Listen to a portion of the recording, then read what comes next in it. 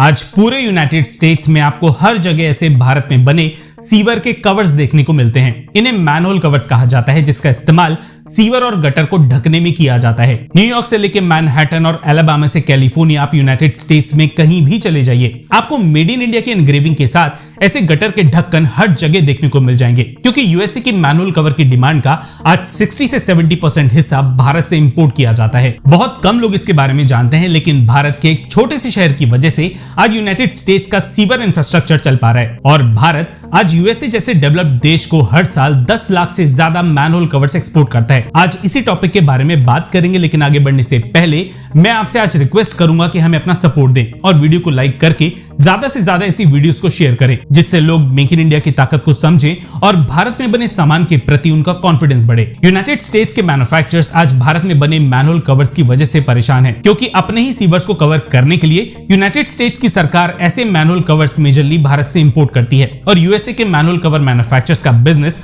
Howrah based factories की वजह से ठप पड़ चुका है। पहले इतिहास समझ लेते हैं। कोलकाता के हावड़ा में पहली बार 1781 में एक स्टील फाउंड्री सेटअप की गई। इस टाइम पे भारत पे ब्रिटिशर्स का कंट्रोल था, लेकिन किसी वजह से फाउंड्री नहीं चल पाई और कुछ सालों के ऑपरेशंस के बाद बंद कर दी गई। 1846 में फिर दोबारा एक और फाउंड्री का गठन बर्न एंड कॉर्पोरेशन ने भारत में किया। इस बार अच्छी बात यह थी कि भारत में इंडस्ट्रियलाइजेशन बढ़ने की वजह से न केवल स्किल्ड लेबर आसानी से मिल सकती थी, बल्कि भारत में कोयले जैसे रॉ मटेरियल का प्रोडक्शन भी बढ़ चुका था। शिपिंग, कंस्ट्रक्शन और रेलवेज का एक्सपेंशन इस दौरान एक काफी बड़े लेवल पे शुरू हो चुका था और भारत में स्टील की डिमांड अब एक्सपोनेंशियली बढ़ने लगी थी। शुरुआत में ऐसी स्टील फाउंड्रीज को ब्रिटिशर्स कंट्रोल करते थे, लेकिन स्टील की बढ़ती हुई डिमांड की वजह से अब दूसरे बिजनेसमैन भी इस सेक्टर में उतरने लगे। साल 1900 तक आते आते भारत में और सेक्टर्स के लिए भी स्टील का प्रोडक्शन शुरू हो गया और 1912 से 1940 के बीच ब्रिटिशर्स ने भारत से बहुत ही छोटे लेवल पे स्टील का एक्सपोर्ट भी शुरू कर दिया। आजादी के बाद जब भारत को फॉरेक्स रिजर्व बढ़ाने की जरूरत पड़ी, तब हमने एक बड़े लेवल पे और स्टील के प्रोडक्ट्स वेस्टर्न देशों को एक्सपोर्ट करने शुरू किए। 1980 से 1990 के बीच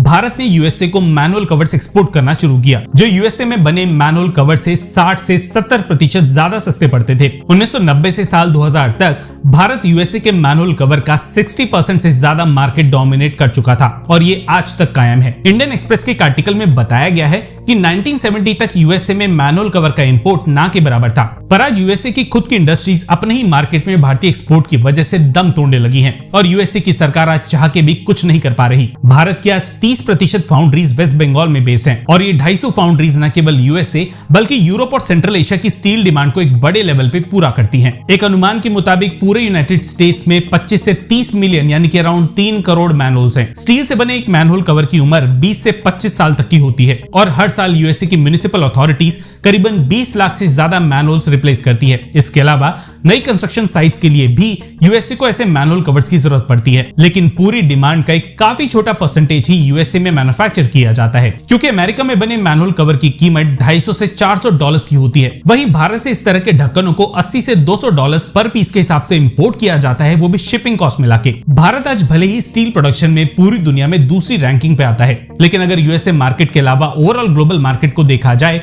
तो मैनुअल कवर के एक्सपोर्ट में वियतनाम और चाइना भारत से भी काफी आगे हैं और यूरोपियन मार्केट को भारत से बड़े लेवल पे डोमिनेट करते हैं। सोचिए, अकेले मैनुअल कवर के मार्केट की वैल्यू आज करीबन $6.5 बिलियन से भी ज्यादा है और दुनिया के 3 देश इस इंडस्ट्री को डोमिनेट करते हैं। लेकिन ये ज्यादा दिनों तक नहीं चल सकता, क्योंकि हाल ही के दिनों में इस इंडस्ट्री के अंदर मटेरियल शिफ्ट देखने को मिला है। दूसरे लाइट वेट और जंग ना लगने वाले मटेरियल जैसे कि फाइबर रीइंफोर्स्ड प्लास्टिक और पॉलीमर कंपोजिट्स अब मैनुअल कवर को रिप्लेस करने लगे हैं। ये ना केवल हल्के बल्कि ऐसे कवर्स को 50 से 60 सालों तक भी रिप्लेस करने की जरूरत नहीं पड़ती। इसके अलावा कास्ट आयरन से बने मैनुअल से इनकी कीमतें लगभग 30% तक कम होती है। भारत में भी इस तरह के मैनुअल्स का प्रोडक्शन शुरू हो चुका है और धीरे धीरे दुनिया भर में इनकी डिमांड बढ़ने लगी है। इसका असर अब वेस्ट बंगाल की फाउंड्रीज पे भी दिखना शुरू हो चुका है। पिछले कुछ महीनों में कास्ट आयरन से बने मैनुअल कवर की डिमांड 5 से 6% गिरी है, पर इसके मल्टीपल रीजंस हो सकते हैं। यूएसए ने कुछ महीनों से अपने मैन्युफैक्चरर्स को सपोर्ट करना शुरू कर दिया है। इसके अलावा दुनिया में चल रहे युद्ध की वजह से भी इस डिमांड पे असर पड़ सकता है। यूएसए में भारतीय मैनुअल कवर्स की डिमांड अभी कुछ सालों तक और रहने वाली है, लेकिन टेक्नोलॉजी शिफ्ट को रोका नहीं जा सकता।